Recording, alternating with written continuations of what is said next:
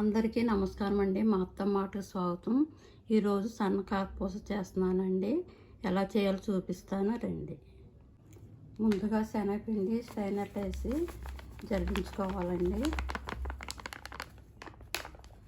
శనగపిండి జల్లించానండి. 2 స్పూన్స్ వరిపిండి వేసుకోవాలండి. 1/2 కేజీ పిండి అండి. కొంచెం సోడా, తర్వాత కొంచెం సాల్ట్ వేసుకోవాలండి. రుచికి సరిపడా సాల్ట్ వేసుకోవాలి. శుభ్రంగా ఇలా కలుపుకోవాలండి.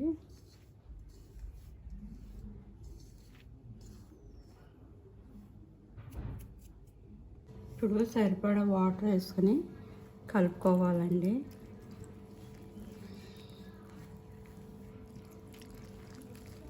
కొంచెం గట్టిగానే కలుపుకోవాలి.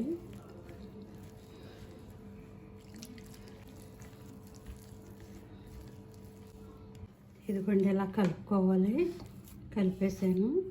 ఇప్పుడు జంతికలు గొట్టంలోను కారపూస గొట్టం మీద పెట్టుకోవాలండి. ఇందులో ఇలా పెట్టుకుని అందులో వేసుకుని ఇలా పడుతుందో లేదో చూసుకోవాలి. ముందు ఇలా పిండుకుని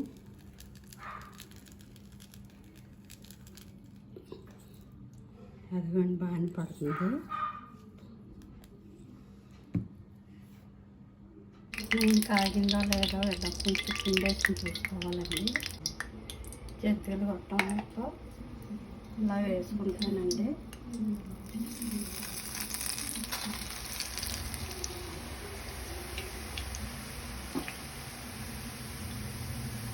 ఎక్కువసేపు వేగక్కర్లేదండి సన్నకారపూస.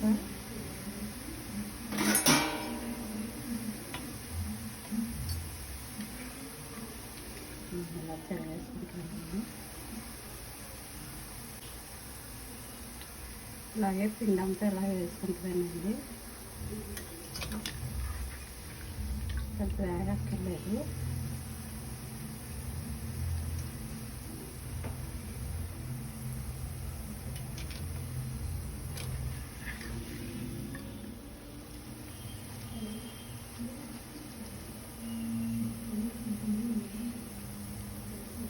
అయిపోయిందండి పిండి అంతా.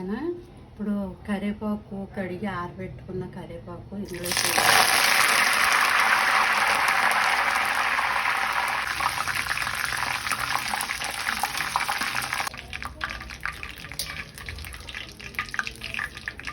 ఇదిగోండి సన్నకారపూస రెడీ అయిపోయింది.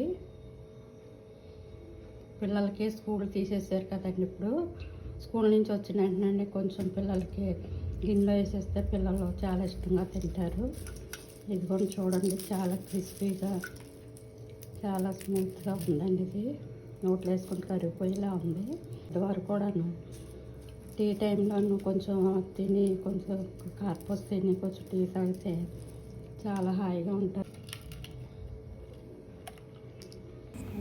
ఒకసారి ట్రై చేసి చూడండి.